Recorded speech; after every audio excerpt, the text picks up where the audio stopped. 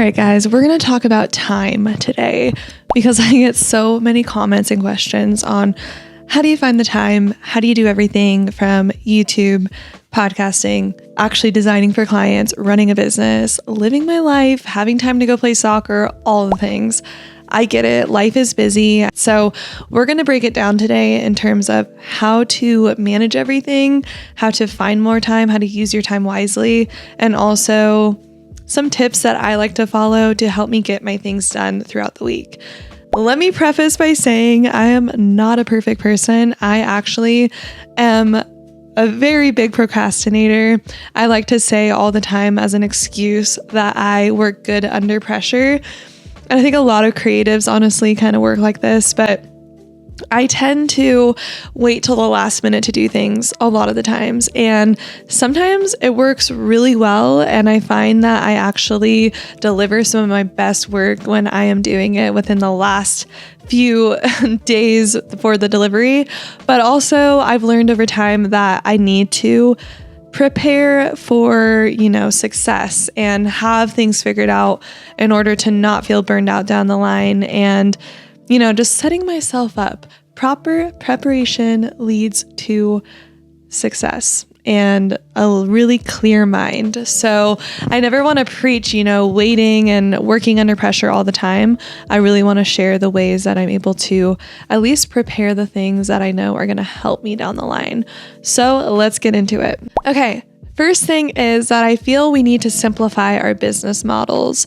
When I first started, I definitely felt overwhelmed because I was working my 9-to-5 job. I was also trying to film for YouTube, and I was also taking on freelance clients. But on top of all that, the reason I felt the most overwhelmed was because I did not have a simple business model.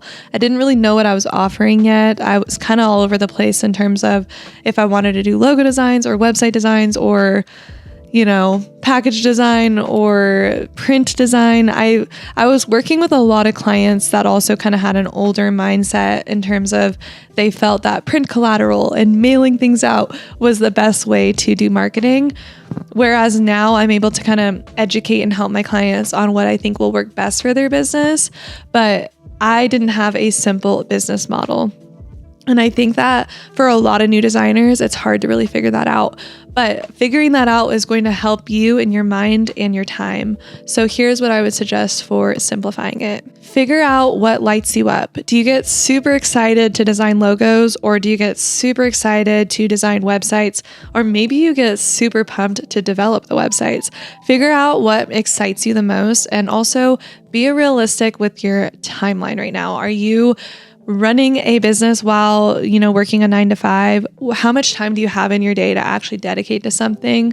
So figure that out, figure out what lights you up and excites you, and focus on that. Niche yourself down to that for a while and see how that feels.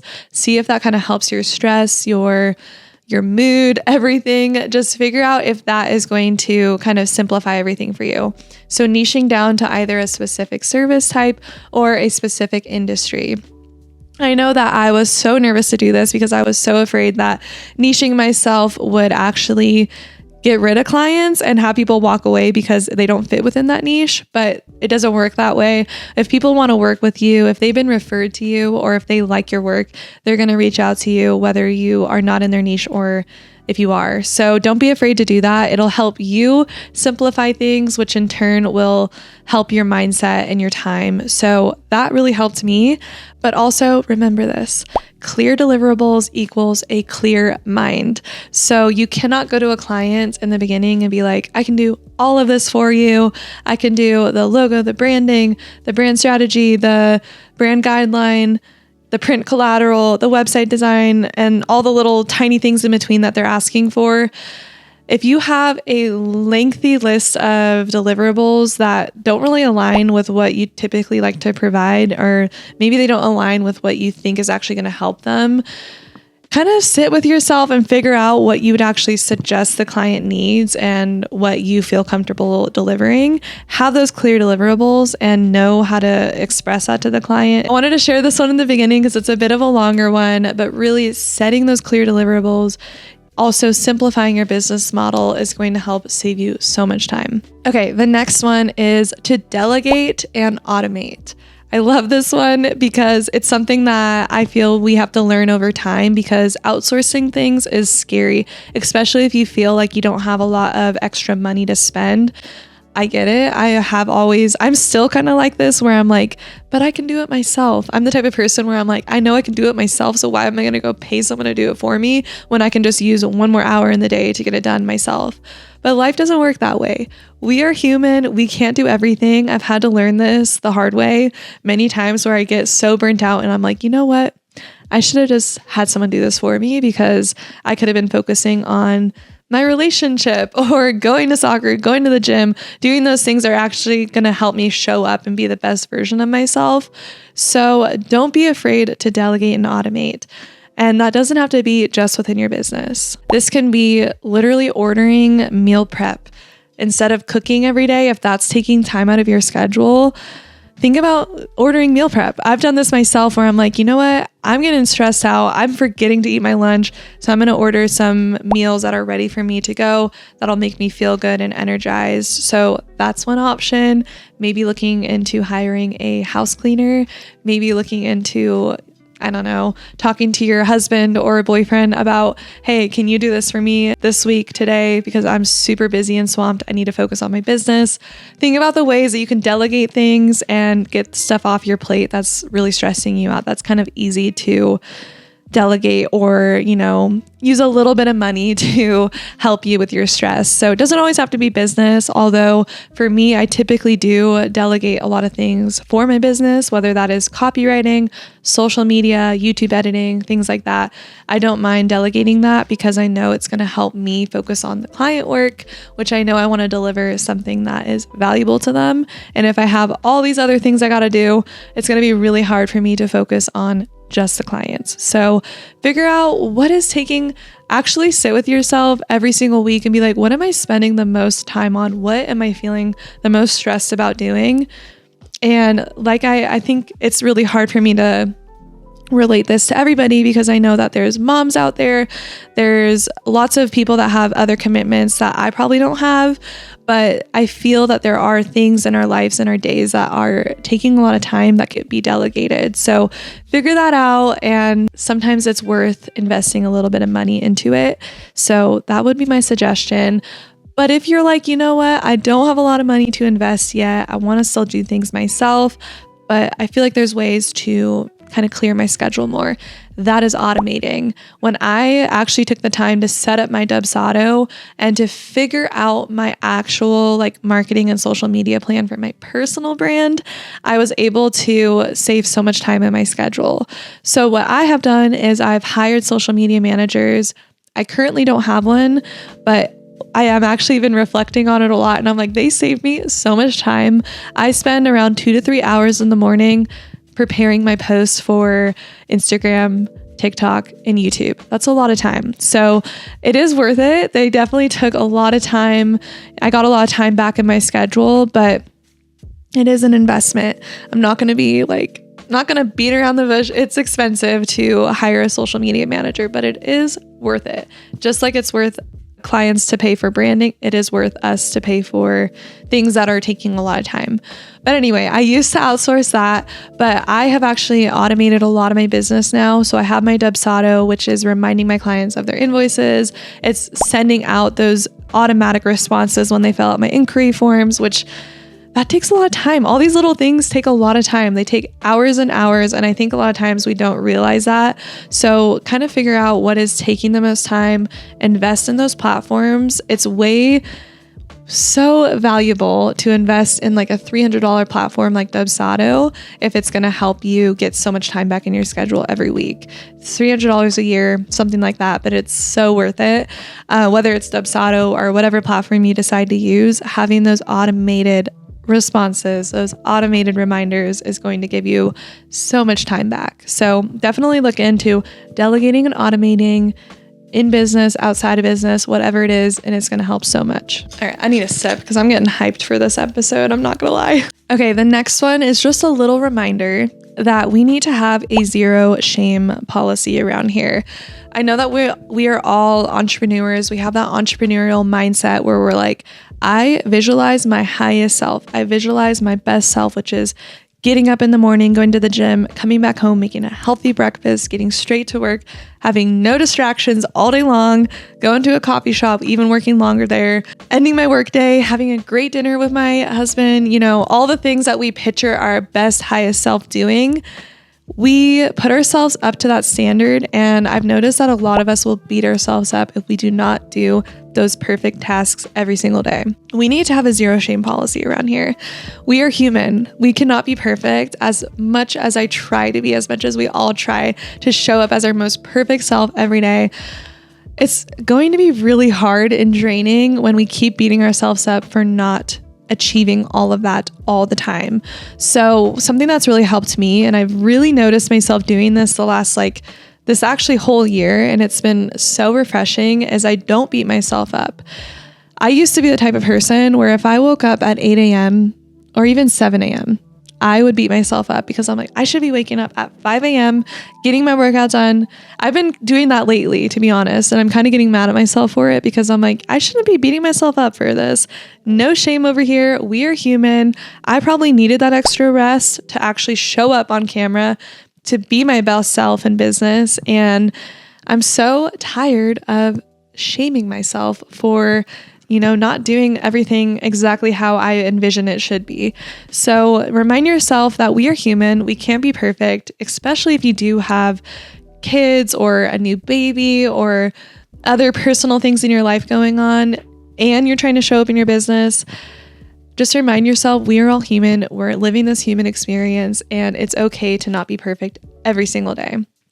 When I started to have no shame in my business, no shame on myself, I was able to show up more confidently and also just more relatable, more human-like, more genuine, more transparent. And when you start to kind of view things that way, I feel you're able to connect with more people. So let's all follow that zero shame policy. And one thing that's really helped me is I asked myself, does shaming myself every day, does it help me? Does it actually improve what I'm doing? No, it doesn't. It actually wastes me time. If I wake up and I'm like, oh my God, I slept in. I ended up thinking about that, beating myself up for probably 15 to 20 minutes, where that 20 minutes could have been used to get ready for the day and to feel good and to be proud of myself. So no, it doesn't really help. So ask yourself that, is this even helping me? And once you realize it's not, it's easier to kind of train yourself out of that habit. Your self-worth is not tied to your productivity. I have to remind myself this all the time, every single day. I feel like when I'm not productive, I'm not worthy. It's really sad to say, but I think a lot of us think this way, especially if you're an entrepreneur and you have big dreams and big visions and big goals. It's really hard to not tie your worth to what you're getting done in your productivity. But that's not everything. Your worth is so many things. It's how you are as a human, how you are to your friends, your family, your relationships, how you are with your pets, with your babies, how you treat yourself. All of that is tied to your worth. It's not just about business. It's not just about what you got done in that day. There's so many things that equal out to your worth. So remind yourself of that and to not have that shame against not getting things done. I also like to remind myself and think about and ask myself, would I say what I'm saying to myself to my best friend or my business friend? No, I wouldn't. I wouldn't sit there and be like, oh my God, you slept in. You are so unproductive. You are going to fail today. I would never say that to someone else. So remind yourself that too. If you can't say it to your best friend, don't say it to yourself. Remind yourself that you are proud of yourself, that you're trying your best, you're doing your best, and you're going to show up today for yourself. So let's follow that zero shame policy and be nicer to ourselves because we are all human. Okay, now we're talking about time. So I'm going to talk about time management because I do get the question a lot, how do you find the time? And I asked myself that too. I'm like, how am I doing all this? When I actually ask myself, I'm like, how? But it is delegating, automating, all the things I've mentioned on top of knowing how to manage my time. So for me, I like to time block my days, and I am not the best at this, but when I am good at it, it does help a lot. So what I'll do, and I actually have set this up for myself, so it really does help me, which is setting specific tasks, batching my tasks. So Tuesday and Wednesday are the days that I take calls, client calls, new discovery calls, past client calls if they have questions. Those are the days I am willing to get on the phone. Monday, Thursday, and Friday are more of my creative content creation days. And I'm trying to get better at this, and it's something that I'm really working on, but I like to schedule my content days because I don't really like to do my hair every day or put makeup on every day or get dressed every day. I wear my comfy workout clothes, but when I actually get ready for the day and feel so confident, that is when I typically like to film and get all my content done. And it's kind of interesting, but if you start to this is going to get really woo-woo. I'm sure some of you are going to be like, okay. But when I actually pay attention to my hormones and my cycle, I'm on one of these apps where it will tell me oh, today you are going to be really on top of it. You're going to feel confident and excited to talk to people. Those are the days where I'll usually film. And when I can cycle sync everything, it works so well. I'm able to show up on camera my best self and just really in tune with myself. And that also really helps. But not only time blocking, but batching those tasks is what helps me get my stuff done. So the client work and the client calls are typically Tuesday, Wednesdays, but usually I like to find those hours of the day that I'm feeling really creative and really excited to design, and I'll dive into it, whether it takes me 2 hours or 5 hours. I dedicate that time to creativity, and then the other time is the content and the life stuff. Also, I like to schedule that into, whether that's the gym, soccer, Pilates, hanging out with friends, going to get lunch, stuff like that. So I time block everything, personal stuff, business stuff, all of it. I put it on my Google Calendar and it reminds me, and it's the only way that I'm able to function, if I'm being honest. If I didn't have it, I would forget everything going on in my life because I'm kind of ADHD and I think about things, they just come in my brain and leave my brain within a minute. So having the time blocking really, really helps. And that's truly the only way I'm able to do everything that I'm doing. Okay, so those are all my tips on how to get time back in your schedule. Just remind yourself, we are all human. We are all trying our best. There's only a certain amount of hours in the day, but using those hours wisely, not being afraid to delegate things and automate things, and setting yourself up for success, even just dedicating a week to automate those things and, set yourself up for preparation and not feeling like you're just in this rat race of trying to do it all the time. I actually like to take a week or two. I usually like to take 1 week out of the month to really prepare and plan and decompress from business. So that's definitely something that I've had to work for and work towards, but having that in my life now has been so helpful.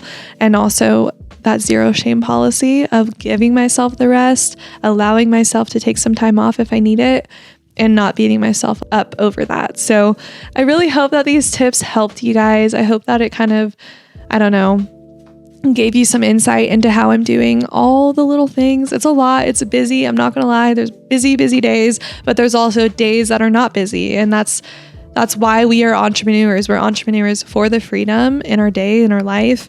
And we need to remind ourselves that's what we came here for, is for freedom, to be our own bosses, to call the shots, and we really are in charge of our destiny. So anyway, that sounded cheesy, but I really hope that was helpful for you guys.